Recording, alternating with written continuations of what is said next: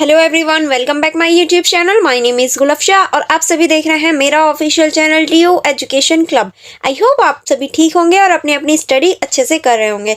देखिए, आज की जो हमारी वीडियो है वो सेमेस्टर 1 की होने वाली है। सेमेस्टर 1 में जो आपकी एजुकेशन है, हम एजुकेशन की बुक के जो इंपॉर्टेंट क्वेश्चंस हैं वो कवर कर रहे हैं, जिसमें मैं आपके लिए ऑलरेडी एक इंपॉर्टेंट क्वेश्चंस की वीडियो ला चुकी हूँ, जिसमें मैंने बहुत ज़्यादा जो इंपॉर्टेंट क्वेश्चंस हैं आपके एग्जाम के पॉइंट ऑफ व्यू से उन्हें कवर करवाए थे। और आज भी मैं इंपॉर्टेंट क्वेश्चंस की वीडियो लेकर आई हूँ। ये जो आपकी बुक है इसका नाम है समकालीन भारत में शिक्षा। देखिए, इस बुक के जितने भी इंपॉर्टेंट क्वेश्चंस हैं जो आपके एग्जाम के पॉइंट ऑफ व्यू से बहुत ज़्यादा इंपॉर्टेंट है और बार बार पूछे जाने की उम्मीद है, हम उन सभी क्वेश्चंस को कवर कर रहे हैं। और मैं आपको क्वेश्चन पेपर भी सॉल्व करवाऊंगी ताकि आपका जो एग्जाम है वो अच्छा जाए और आप अपने बीए में अच्छे मार्क्स ला पाएँ। ठीक है, ये हमारे सेमेस्टर 1 की है। अगर आपने अभी तक मेरी वीडियो को लाइक नहीं किया है तो आप जल्दी से लाइक कर दीजिए एंड मेरे यूट्यूब चैनल को भी सब्सक्राइब कर दीजिए। चलिए फिर स्टार्ट करते हैं। जैसे कि आप देख सकते हैं, यह हमारे सारे ही इंपॉर्टेंट क्वेश्चंस की सीरीज चल रही है। चलिए इस सीरीज को आगे बढ़ाते हैं और जो हमारे इंपॉर्टेंट क्वेश्चंस हैं उनको कवर करते हैं। नेक्स्ट क्वेश्चन हमारा बनता है, शिक्षा के विकास में विभिन्न चुनौतियां तथा मुद्दों पर चर्चा कीजिए। यानी शिक्षा के विकास में जितनी भी हमारी चुनौतियां और मुद्दे सामने आते हैं उन पर हमें चर्चा करनी है कि कौन कौन सी चुनौतियों का सामना हमें करना पड़ता है शिक्षा के विकास के टाइम पे। चलिए देखते हैं इसकी भूमिका में। या स्टार्टिंग आप इस तरह से लिख सकते हैं। पहला लिखेंगे आप स्टार्टिंग करने से पहले, यानी भूमिका में आप लिखेंगे, भारत में शिक्षा के विकास में कई चुनौतियां और मुद्दे हैं जो समाज के हर वर्ग तक गुणवत्तापूर्ण और समान शिक्षा पहुंचाने में बाधा उत्पन्न करते हैं। यानी हमारे समाज में ऐसे बहुत सारी चुनौतियां और ऐसे बहुत सारे मुद्दे हैं जो समाज के हर वर्ग तक गुणवत्तापूर्ण और अच्छी शिक्षा पहुंचाने में बाधा बनते हैं। ठीक है, चलिए आगे बढ़ेंगे। आगे अब हम देखेंगे पॉइंट वाइज। यानी फर्स्ट पॉइंट आप लिखेंगे सामाजिक और आर्थिक असमानताएं, क्योंकि सामाजिक और आर्थिक असमानताएं जो होती हैं वो समाज में एक गुणवत्तापूर्ण शिक्षा पहुंचाने में बहुत ज़्यादा चुनौतियां पैदा करती हैं। अब कैसे? भारत में शिक्षा एक बड़ी चुनौती है। ग्रामीण क्षेत्रों, आर्थिक रूप से कमजोर वर्गों और हाशिए पर मौजूद समुदायों को उच्च गुणवत्ता वाली शिक्षा तक समान पहुंच नहीं मिल पाती। आर्थिक रूप से कमजोर परिवारों के बच्चों को शिक्षा का खर्च उठाना कठिन हो जाता है, जिससे उनका स्कूल छोड़ने का खतरा बढ़ जाता है। यानी जो लोग आर्थिक रूप से कमजोर हैं, उनके पास इतना पैसा नहीं है, तो वो लोग क्या करते हैं, अपने बच्चों के स्कूल ही छुड़वा देते हैं। ठीक है, इसके अलावा जाति और लिंग के आधार पर भी शिक्षा में असमानताएं देखी जा सकती हैं। यानी जाति और लिंग के आधार पर भी हम शिक्षा में असमानताएं देख सकते हैं। ठीक है, आगे चलेंगे। आगे आप इसमें लिख सकते हैं, महिलाओं, अनुसूचित जाति और जनजातियों को अभी भी समान शिक्षा के अवसर नहीं मिल पाते, जिससे उनका शिक्षा स्तर समाज के अन्य वर्गों से पीछे रह जाता है। यानी अगर हम महिलाओं की बात करें और जो अनुसूचित जाति और जनजातियां होती हैं उनमें भी जो शिक्षा है वो अभी तक इतने अच्छे लेवल पर नहीं पहुंच पाती, जिसकी वजह से ये जो वर्ग हैं ये पीछे रह जाते हैं पुरुषों के मुकाबले या उच्च वर्गों के मुकाबले। ठीक है, नेक्स्ट जो चुनौती है वो है हमारी अपर्याप्त शिक्षा संसाधन। अब इसके अंतर्गत आप लोग लिख सकते हैं, शिक्षा के क्षेत्र में संसाधनों की कमी भी एक गंभीर समस्या है। कई सरकारी स्कूलों में पर्याप्त कक्षाएं, शिक्षकों, शौचालय, पुस्तकालय और विज्ञान प्रौद्योगिकियों की कमी है। इसके साथ ही शिक्षकों की भर्ती और उनके प्रशिक्षण पर भी कम ध्यान दिया जाता है। यानी देखिए, अगर हम सरकारी स्कूलों की बात करें तो यहाँ पर जो हमारी सुविधाएं हैं और संसाधन हैं उनकी कमी देखी जा सकती है। जो क्लासरूम होते हैं वो प्रॉपर नहीं होते, जो टीचर्स होते हैं वो प्रॉपर तरीके से नहीं पढ़ाते, शौचालय प्रॉपर तरीके से नहीं होते, पुस्तकें या फिर जो हमारा साइंस लैब होता है वो भी प्रॉपर तरीके में नहीं देखा जा सकता। और जो शिक्षक होते हैं उनकी भी भर्ती ऐसे ही कर दी जाती है, उन पर कोई ज़्यादा खास ध्यान नहीं दिया जाता। इसके कारण से शिक्षा का स्तर प्रभावित होता है और छात्रों को उच्च शिक्षा नहीं मिल पाती। शिक्षण की आधुनिक तकनीक और डिजिटल उपकरणों का अभाव भी छात्रों की शिक्षा में बाधा उत्पन्न करता है। यानी हम गवर्नमेंट स्कूल में देख सकते हैं जो डिजिटल चीजें होती हैं वो नहीं हो पाती, जिसकी वजह से जो स्टूडेंट होते हैं उनको बाधा का सामना करना पड़ता है या उनकी जो एजुकेशन है वो प्रभावित होती हुई हमें दिखाई देती है। आगे आप इसमें लिख सकते हैं, विशेष ग्रामीण क्षेत्रों में जहां शिक्षा के लिए उच्च संसाधनों की कमी है। और खासकर ये सारी चीजें हम ग्रामीण क्षेत्रों में देख सकते हैं जहां पर उच्च संसाधनों की कमी बड़े स्तर पर देखी जा सकती है। नेक्स्ट है हमारा गुणवत्ता की कमी। अब किस तरह से गुणवत्ता की कमी? शिक्षा की गुणवत्ता पर स्तर भी एक बड़ी समस्या है। कई सरकारी स्कूलों और कॉलेजों में गुणवत्तापूर्ण शिक्षा प्रदान नहीं की जाती है, जिसका कारण शैक्षणिक छात्र अनुपात में असमानताएं, योग्य शिक्षकों की कमी और शिक्षकों की अधूरी ट्रेनिंग है। यानी इसकी वजह से क्या होता है, गुणवत्तापूर्ण शिक्षा नहीं दी पाती, क्योंकि जो शिक्षक होते हैं उनकी भी अधूरी ट्रेनिंग देखी जा सकती है। इसके अलावा कई विद्यालयों में शिक्षा का पाठ्यक्रम और शैक्षणिक विधियां पुरानी और अप्रासंगिक है। यानी ऐसे बहुत सारे स्कूल हैं जहाँ पे जो बुक्स वगैरह होती हैं वो पुरानी होती हैं और अप्रासंगिक होती हैं, जिसकी वजह से जो छात्र होते हैं उनकी स्टडी अच्छे से नहीं हो पाती, जो छात्रों को वर्तमान प्रतिस्पर्धा के अनुसार तैयार नहीं कर पाती। परिणाम स्वरूप छात्रों को कौशल विकास रुक जाता है और वह जीवन में आगे बढ़ने के लिए तैयार नहीं हो पाते। ठीक है, चलिए आगे बढ़ेंगे।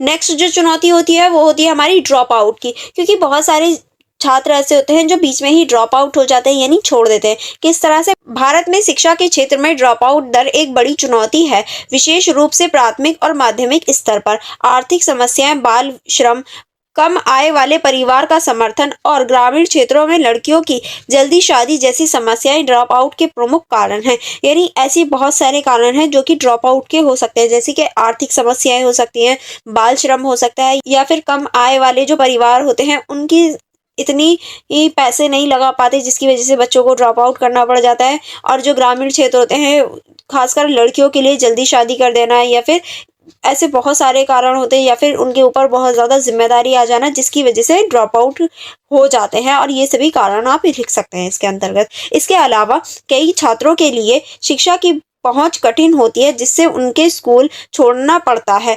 इस समस्या को दूर करने के लिए सस्ती और गुणवत्तापूर्ण शिक्षा को के लिए सुलभ बनाने की आवश्यकता है। ठीक है, आगे चलेंगे।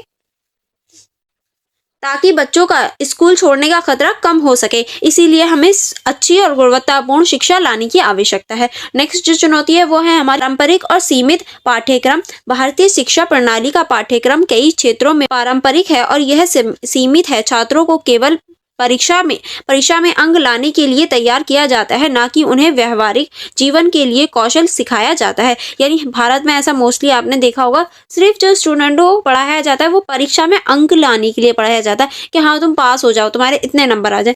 पर उसे जीवन में किस तरह से अप्लाई किया जाएगा, उसे कैसे वो अपना जीवन व्यतीत करेंगे, या कैसे उनके जो जीवन में चुनौतियां आएंगी उनका कैसे वो सामना करेंगे, ये सारी चीज़ों पे फोकस नहीं किया जाता, ये सारी चीज़ें नहीं पढ़ाई जाती। ठीक है, पाठ्यक्रमों में रचनात्मक समस्या समाधान और समालोचनात्मक चिंतन को प्रोत्साहित नहीं मिलता। यानी हमारी जो बुक्स होती हैं उसमें रचनात्मक चीज़ें नहीं होती हैं, समस्या समाधान नहीं होता है, या समालोचनात्मक चिंतन नहीं होती है, जिससे छात्र जीवन की वास्तविक चुनौतियों का सामना करने में अक्षम रहा जाता है। और जिससे क्या होता है, जो छात्र होता है जो वास्तविक जीवन में चुनौतियां होती हैं वो उसको नहीं सॉल्व कर पाता। जैसे आपने सुना ही होगा, रील्स वगैरह में देखा होगा, बहुत ज़्यादा ट्रेंडिंग में रहता है ये, जो कि हम 10th क्लास में मोस्टली पढ़ते हैं, कॉस टैन थीटा। मैथ में आपने भी पढ़ा होगा कॉस टैन थीटा एंड ये सारी चीज़ें। अब उनको रियल लाइफ में कहाँ यूज़ करना है किसी को नहीं पता, मुझे भी नहीं पता। मैंने भी बहुत ज़्यादा ये याद किया था कि हाँ एटलीस्ट पास हो जाऊं, क्योंकि सभी बच्चे इसको रट्टाफिकेशन करते ही हैं कि कॉस की वैल्यू क्या है, टेन की वैल्यू क्या है, पर क्या वो रियल लाइफ में कभी काम आया है?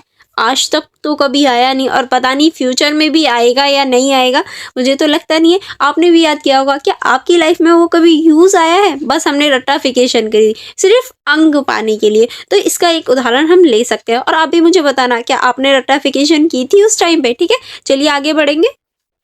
आगे अब हम देखेंगे इस समस्या को दूर करने के लिए शिक्षा प्रणाली में पाठ्यक्रमों का आधुनिकीकरण और उससे व्यवहारिक बनाने की आवश्यकता है। और इन सारी समस्याओं से निपटने के लिए हमारी जो बुक्स हैं, हमारी जो शिक्षा है, उसको आधुनिकीकरण बनाने यानी टेक्नोलॉजी से जोड़ने की, और जो व्यवहारिक जीवन होता है, जो हमारा एक्चुअल जीवन है, उससे जोड़ने की आवश्यकता है, ताकि अगर हमारे जो रियल लाइफ है उसमें कोई प्रॉब्लम हो तो हम अपनी एजुकेशन का यूज़ करके अपनी प्रॉब्लम से निपट सकें या अपनी प्रॉब्लम से बाहर आ सकें। ठीक है, नेक्स्ट जो हमारी कमी है वो है तकनीकी शिक्षा की कमी। अब तकनीकी शिक्षा की कमी किस तरह से, चलिए देखते हैं।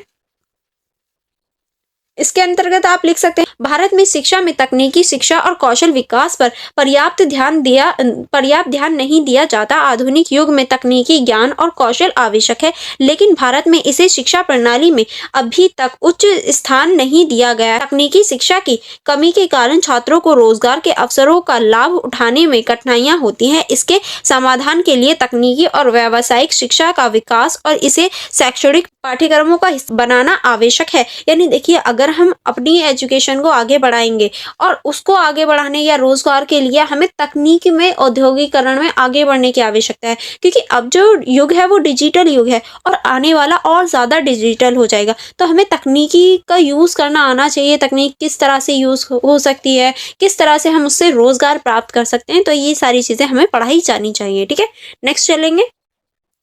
नेक्स्ट जो बाधा है वो है भाषा की बाधा। भाषा की बाधा किस तरह से, भारत जैसे विविध भाषाओं वाले देश में भाषा भी एक प्रमुख चुनौती है। ग्रामीण क्षेत्रों में हिंदी और क्षेत्रीय भाषा में शिक्षा दी जाती है। यानी देखिए, जो हमारा देश है उसमें बहुत सारी भाषाएं बोली जाती हैं और ग्रामीण क्षेत्रों में मोस्टली जो शिक्षा दी जाती है वो हिंदी या फिर क्षेत्रीय भाषाओं में दी जाती है। पर क्या उच्च लेवल पे वो काम करती है? नहीं, क्योंकि उच्च लेवल पे हमेशा इंग्लिश ज्ञान का होना आवश्यक है। अगर इंग्लिश नहीं आती तो आप इंटरनेशनल या नेशनल लेवल पे कहीं कुछ नहीं कर सकते, क्योंकि इंग्लिश जो है वो मोस्ट इम्पॉर्टेंट हो जाती है। इस भाषा की बाधा के कारण कई छात्रों को उच्च शिक्षा और रोजगार के अवसरों प्राप्त करने में कठिनाई होती है। क्योंकि देखिए, अगर आप भी कहीं जॉब ढूंढने जाएंगे या जॉब करेंगे तो सबसे पहला क्वेश्चन यही होता है कि आप इंग्लिश बोल लेते हो।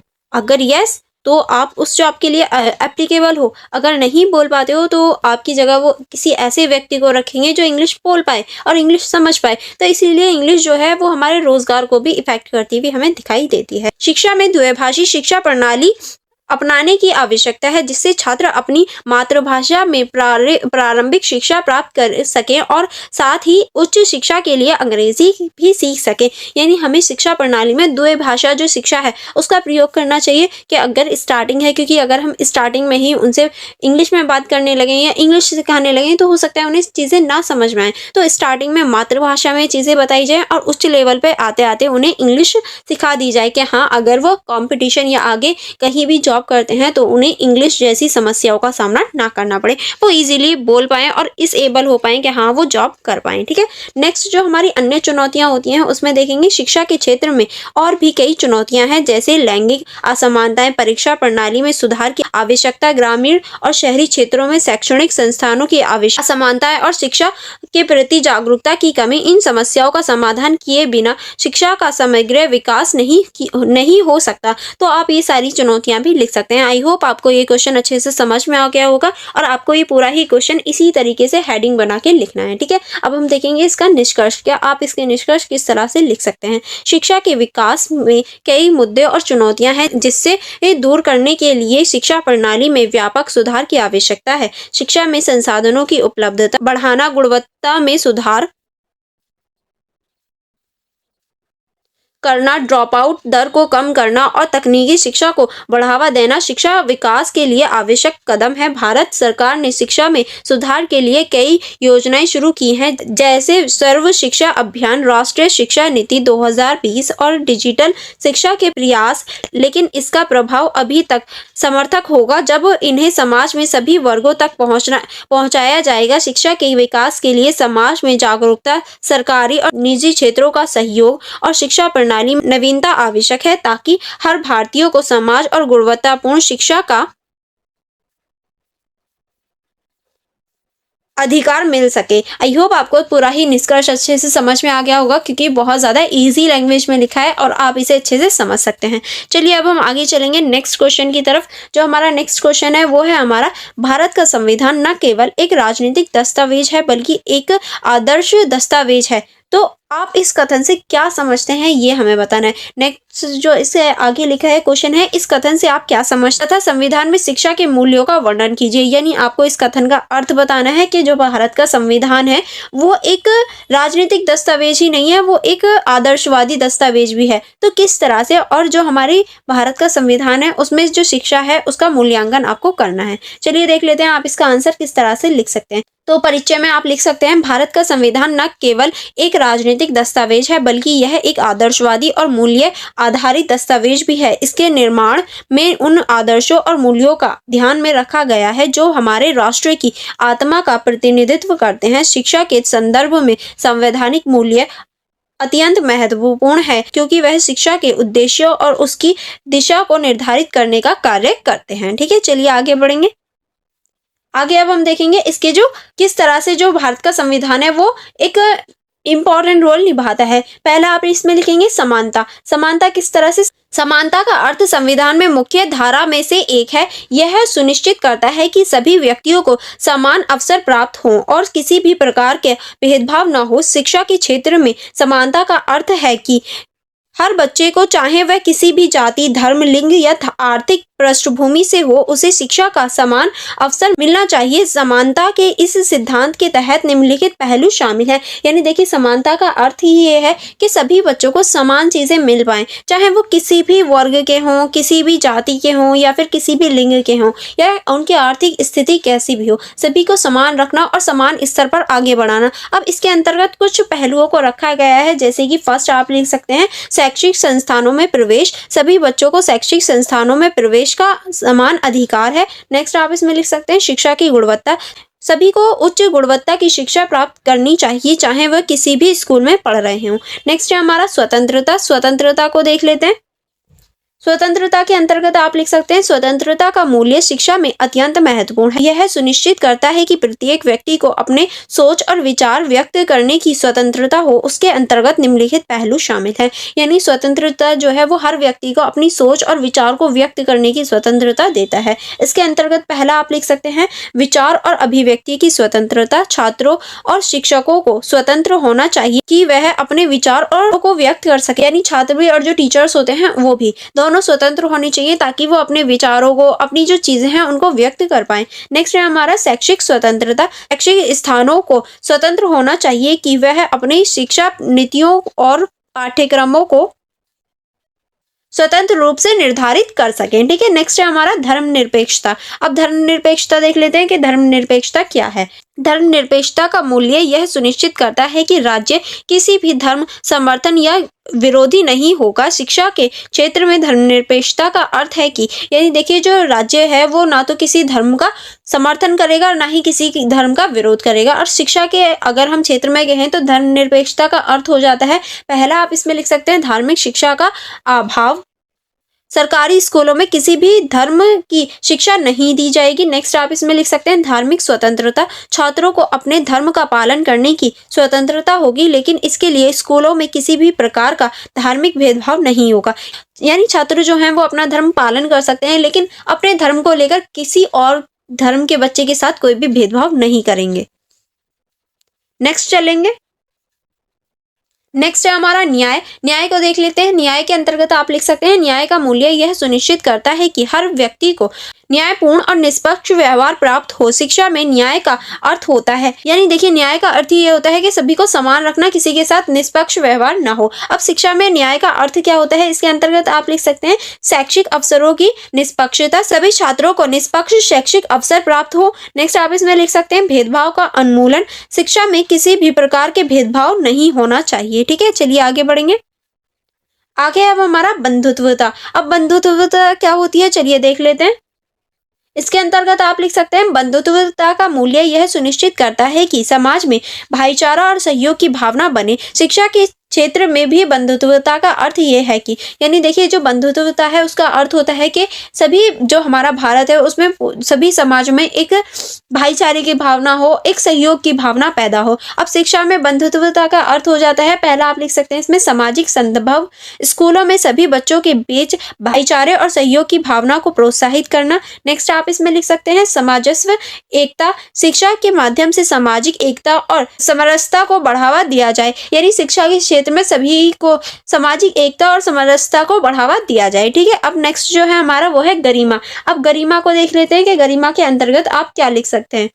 व्यक्ति की गरिमा का मूल्य यह सुनिश्चित करता है कि प्रत्येक व्यक्ति को समान और गरिमा के साथ व्यवहार किया जाए। शिक्षा के क्षेत्र में गरिमा का अर्थ है, यानी देखिए व्यक्ति की जो गरिमा होती है वो ये सुनिश्चित करती है कि वो कितने हद तक कुछ भी बोल सकता है। अब देखिए आप मेरी वीडियोस देख रहे हैं, आपकी भी एक गरिमा है कि आप इस हद तक बोल सकते हैं। अब आप कोई भी कमेंट कर दें, कुछ भी वल्गर बोल दें, तो वो तो मैं एक्सेप्ट नहीं करूंगी, मैं रिमूव कर सकती हूँ, मेरे पास ये राइट है। अब वो चीज़ जो है वो आपकी गरिमा को सुनिश्चित करता है कि आप मेरे स्टूडेंट हो तो आप मुझे रिस्पेक्ट दो, क्योंकि ये आपकी गरिमा के अंतर्गत आता है। ऐसा नहीं है कि आप मुझे कुछ भी बोल दो या कैसे भी बोल दो, तो ये जो है ये एक गरिमा सुनिश्चित करता है। अब शिक्षा में गरिमा का क्या अर्थ होता है, चलिए इसको देख लेते हैं। मान्यजनक व्यवहार, छात्रों और शिक्षकों के साथ सम्मानजनक व्यवहार किया जाए, यानी बच्चे भी टीचर्स के साथ और टीचर्स भी बच्चों के साथ एक सम्मानजनक यानी एक सम्मान के साथ व्यवहार करें। ऐसा नहीं है जो बच्चे हैं वो टीचर्स से तू तड़ाक बोल रहे हैं या टीचर्स बच्चों को गाली दे रहे हैं या उल्टा सीधे वर्ड्स का यूज कर रहे हैं, तो ऐसी चीजें नहीं होनी। एक सम्मानजनक व्यवहार होना चाहिए।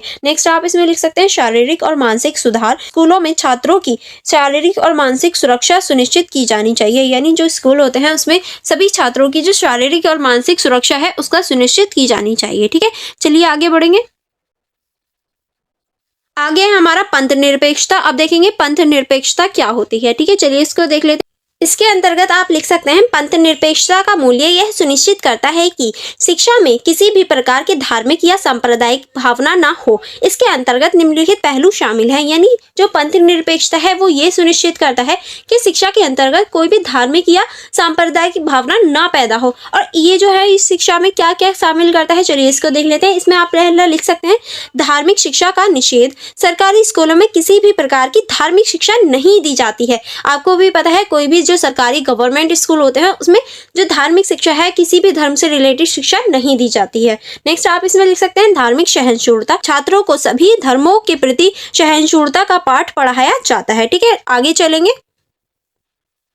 आगे आप इसमें लिख सकते हैं मानव अधिकार। मानव अधिकार के अंतर्गत आप लिख सकते हैं मानव अधिकार का मूल्य यह सुनिश्चित करता है कि प्रत्येक व्यक्ति को मौलिक अधिकारों का सम्मान किया जाए। शिक्षा के क्षेत्र में मानव अधिकारों का अर्थ है, यानी जो मानव अधिकार हैं वो ये सुनिश्चित करते हैं कि जो मौलिक अधिकार हैं उन सभी का सम्मान किया जाए, सभी के मौलिक अधिकारों का। और शिक्षा के क्षेत्र में जो मानव अधिकार है उनका अर्थ होता है, पहला है आपका शिक्षा का अधिकार। हर बच्चे को शिक्षा का अधिकार प्राप्त हो, यानी हर बच्चे को जो शिक्षा है वो प्राप्त करने का अधिकार हो। नेक्स्ट आप इसमें लिख सकते हैं मौलिक अधिकारों का सम्मान। स्कूलों में छात्रों के मौलिक अधिकारों का सम्मान किया जाए। ठीक है, आगे चलेंगे। आगे अब हमारा नेक्स्ट टॉपिक है वो है सार्वभौमिकता। अब देखेंगे सार्वभौमिकता क्या होती है। सार्वभौमिकता का मूल्य यह सुनिश्चित करना है कि शिक्षा सभी के लिए सुलभ हो। इसके अंतर्गत निम्नलिखित पहलू शामिल हैं। पहला आप लिख सकते हैं सभी के लिए शिक्षा। शिक्षा को सभी बच्चों के लिए सुलभ और सस्ती बनाई जाए, यानी जो शिक्षा है वो सभी बच्चों के लिए हो और सस्ती और सुलभ हो। ठीक है,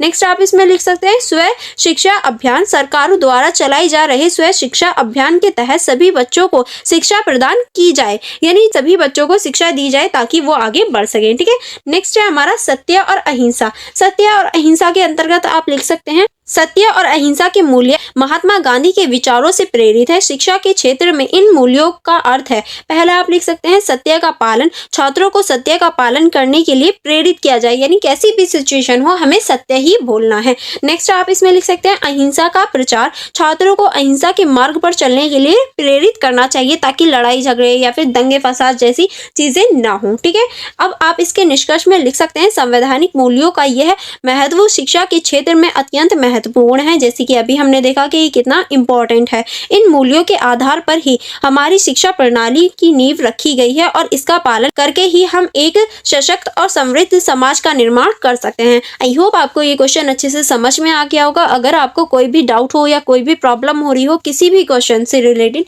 तो आप मुझसे कमेंट बॉक्स में पूछ सकते हैं, मैं ज़रूर रिप्लाई दूंगी। एंड अगर आप अभी तक स्टे मेरी वीडियो देख रहे हैं तो लाइक करना मत भूलिएगा। चलिए नेक्स्ट क्वेश्चन की तरफ चलते हैं। जो हमारा नेक्स्ट क्वेश्चन है वो है विकेंद्रीकरण क्या है तथा विकेंद्रीकरण की सभी चुनौतियों पर चर्चा कीजिए। यानी हमें इसमें बताना है विकेंद्रीकरण होता क्या है और विकेंद्रीकरण की क्या क्या चुनौतियां होती हैं। देखिए ये जो क्वेश्चन है ये इंपॉर्टेंट क्वेश्चन है, तो सबसे पहले हम विकेंद्रीकरण क्या होता है इसको देखेंगे, यानी हम इसका परिचय देख लेते हैं। परिचय के अंतर्गत आप लिख सकते हैं विकेंद्रीकरण एक ऐसी प्रक्रिया है जिसके अंतर्गत सत्ता, शक्ति और निर्णय लेने की प्रक्रिया को केंद्रीकृत स्थानों से निकालकर विभिन्न स्तरों पर विस्तृत किया जाता है, यानी शक्ति का बंटवारा ही विकेंद्रीकरण कहलाता है। यह एक प्रशासनिक और राजनीतिक प्रणाली है जिसका मुख्य उद्देश्य सत्ता को निचले स्तर पर पहुंचाना होता है ताकि स्थानीय निकायों और संस्थानों अधिक अधिकार और स्वतंत्रता प्राप्त हो सके। यानी इसका जो मुख्य उद्देश्य होता है वो यही होता है कि निचले स्तर पर भी जो शक्ति है उसको पहुंचाया जा सके और जो संस्थान है उन्हें अधिक अधिकारी और स्वतंत्र रूप से चलाया जा सके। ठीक है, नेक्स्ट आप इसके अंतर्गत लिख सकते हैं विकेंद्रीकरण का प्रमुख उद्देश्य स्थानीय जरूरतों और समस्याओं को अधिक कुशलता से हल करना और नागरिकों को शासन की प्रक्रिया के सक्रिय भागीदारी का अवसर देना है। इस प्रक्रिया में सत्ता का वितरण राष्ट्रीय, राज्य और स्थानीय स्तर पर किया जाता है। ठीक है, आगे चलेंगे। आगे आप इसमें लिख सकते हैं ताकि नागरिकों की आवश्यकता के अनुसार योजनाएं का निर्माण और कार्यक्रम हो सके, यानी जो हमारी नागरिकों की आवश्यकताएं होती हैं और योजनाएं होती हैं उनको बनाया जा सके, इसीलिए जो शक्ति है उसका विकेंद्रीकरण करना आवश्यक है।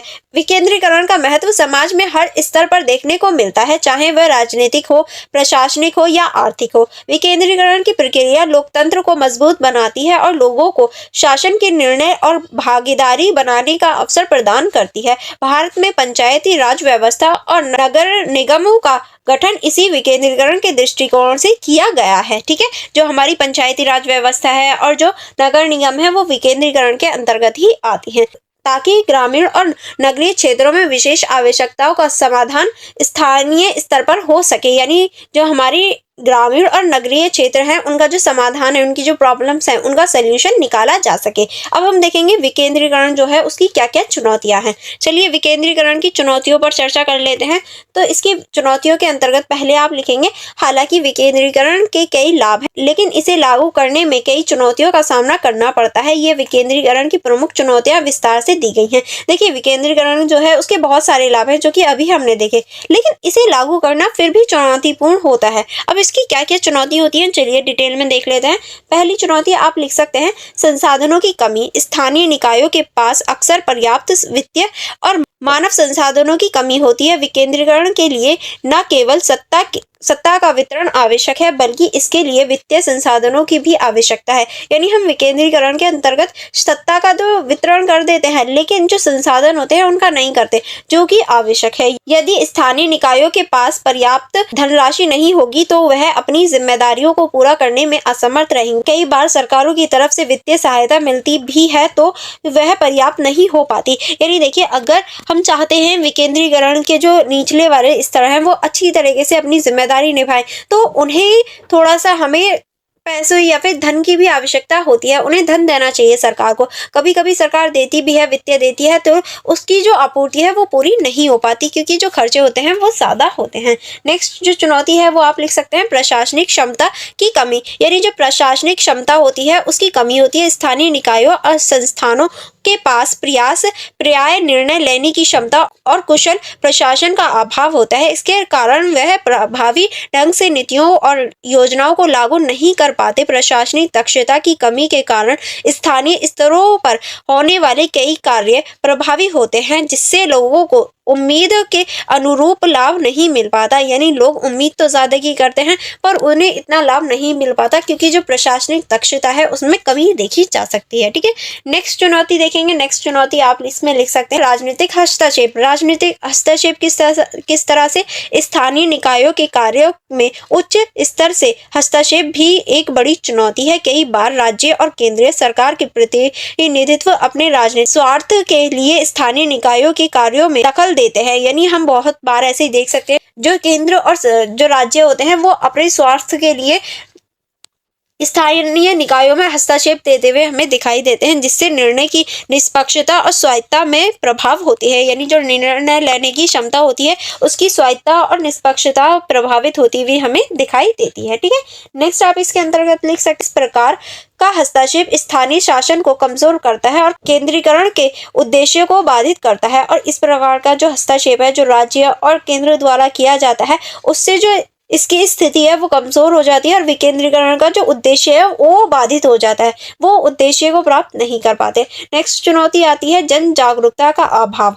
जन जागरूकता का अभाव भी एक बहुत बड़ी चुनौती के रूप में हम देख सकते हैं। इसके अंतर्गत आप लिख सकते हैं विकेंद्रीकरण तभी सफल हो सकता है जब जनता अपने अधिकारों और कर्तव्यों के प्रति जागरूक हो। यानी विकेंद्रीकरण को हम सिर्फ तब लागू कर सकते हैं या तभी हम इसको सफल कर सकते हैं जब जनता अपने अधिकारों के और कर्तव्यों के प्रति जागरूक हो। स्थानीय निकायों में भागीदारी के लिए जागरूकता का होना आवश्यक है, लेकिन अधिकतर नागरिक अपने अधिकारों और सरकारों द्वारा दी गई योजनाओं के बारे में नहीं जानते या फिर उनसे जागरूक नहीं है, जिसकी वजह से विकेंद्रीकरण को बहुत सारी परेशानियों का सामना करना पड़ता है। इसके कारण से शासन की प्रक्रिया में सक्रिय भूमिका नहीं निभा पाते और उनकी समस्याओं और समाधान भी नहीं हो पाते हैं, जिसकी वजह से हम ये सारी चुनौतियां देख सकते हैं। ठीक है, चलिए आगे बढ़ेंगे। आगे जो हमारा है वो है भ्रष्टाचार। अब भ्रष्टाचार किस तरह से, चलिए देख लेते हैं। विकेंद्रीकरण का एक और प्रमुख चुनौती भ्रष्टाचार है। निचले स्तर पर भ्रष्टाचार के कारण सरकारी योजनाओं और संसाधनों का दुरुपयोग होता है। इससे न केवल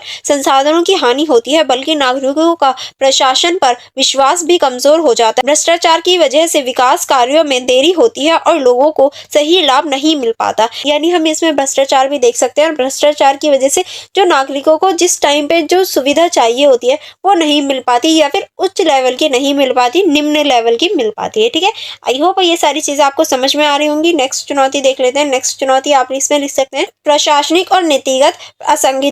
विकेंद्रीकरण के अंतर्गत विभिन्न स्तरों पर नीति निर्णय और प्रशासनिक प्रक्रिया स्वतंत्र होती हैं। इससे नीतिगत और प्रशासन असंगति उत्पन्न हो सकती है, जिससे विकास कार्यों में बाधा उत्पन्न होती है। इस प्रकार की असंगति योजनाओं कार्यान्वयन में रुकावट डालती है और प्रभावी विकेंद्रीकरण को रोक सकती है। ठीक है, चलिए आगे बढ़ेंगे।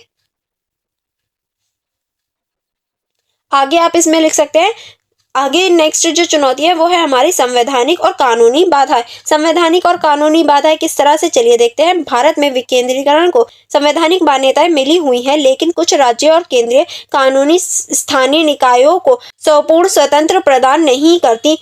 इससे इन निकायों को अधिक समिति हो जाती है और वह स्वतंत्र रूप से कार्य नहीं कर पाते। यानी हमारे संविधान में तो इन्हें स्वतंत्रता दी गई है, लेकिन कुछ राज्य और केंद्र के द्वारा कभी कभी इन्हें स्वतंत्रता नहीं दी जाती, जिसकी वजह से इनके जो कार्य हैं उनमें चुनौती पैदा हो जाती है। नेक्स्ट जो चुनौती है वो हमारी है शिक्षा और प्रशिक्षण का अभाव। केंद्रीकरण के सफल क्रियान्वयन के लिए आवश्यक है कि स्थानीय निकायों के प्रतिनिधियों और कर्मचारियों प्रशिक्षण और शिक्षा प्रदान की जाए। कई बार स्थानीय प्रतिनिधि आवश्यक प्रशासनिक और प्रबंधन कौशल की कमी के कारण अपनी जिम्मेदारियों को ठीक से नहीं निभा पाते, जिससे योजनाओं का कार्यान्वयन प्रभावित हो जाता है। आई होप आपको ये सारे ही टॉपिक समझ में आ गए होंगे। मैंने आपको इसके अंतर्गत 8 पॉइंट पढ़ाए हैं, आप इनमें से 8 के 8 भी लिख सकते हैं या फिर 1-2 कम करके अच्छे से इन्हें याद करके लिख सकते हैं। अब हम देखेंगे इसका निष्कर्ष, क्या आप इसके निष्कर्ष में क्या लिख सकते हैं। चलिए देख लेते हैं। इसके निष्कर्ष में आप लिख सकते हैं विकेंद्रीकरण लोकतंत्र समाज के निर्माण के लिए एक महत्वपूर्ण कदम है, जिससे न केवल शासन में पारदर्शी बढ़ती है बल्कि जनता का शासन के प्रति विश्वास भी मजबूत हो जाता है, क्योंकि इसमें जो लोग हैं वही पार्टिसिपेट करते हैं, जिसकी वजह से पारदर्शिता तो बढ़ती है और जो लोग होते जनता होती है उसका भी जो विश्वास होता है वो और ज्यादा बढ़ जाता है। हालांकि विकेंद्रीकरण की प्रक्रिया में अनेक चुनौतियां हैं, लेकिन इन्हें दूर करने के लिए सरकार, नागरिक समाज और स्थानीय निकायों को मिलाकर कार्य करना होगा। लेकिन अगर हम इन सारी चुनौतियों को दूर करना चाहें तो सरकार और लोगों को मिलकर साथ में कार्य करना होगा। संसाधनों का उच्च प्रबंधन, चार का नियंत्रण, जन जागरूकता बढ़ाने के प्रयास और प्रशासनिक क्षमता का विकास विकेंद्रीकरण की चुनौतियों से निपटने में सहायक सिद्ध हो सकता है। यानी इन सभी के माध्यम से हम जो विकेंद्रीकरण की चुनौतियां हैं उन सभी को निपट सकते हैं और आगे बढ़ सकते हैं। आई होप आपको सारे ही क्वेश्चन अच्छे से समझ में आ गए होंगे एंड जो मोर क्वेश्चन बचते हैं वो हम नेक्स्ट वीडियो में करेंगे। अगर आपको ये वीडियो अच्छी लगी हो और थोड़ी सी भी हेल्पफुल लगी हो तो आप वीडियो को लाइक करना एंड मेरे चैनल को सब्सक्राइब करना मत भूलना। एंड फॉर मोर कनेक्टिविटी आप मेरे इंस्टाग्राम ID को चेकआउट कर सकते हैं, आप मेरे टेलीग्राम को ज्वाइन कर सकते हैं, जहां मैं आपको और भी मोर इन्फॉर्मेशन और आपकी स्टडी से रिलेटेड जितनी भी इन्फॉर्मेशन है वो देती हूँ और जो आपकी स्टडी को इजी बनाए उस वे में आपको पढ़ाती हूँ। आप मेरी वीडियो को लाइक करना एंड अपने फ्रेंड्स के साथ शेयर करना मत भूलिएगा। चलिए फिर मिलेंगे नेक्स्ट वीडियो में and thank you for watching everyone.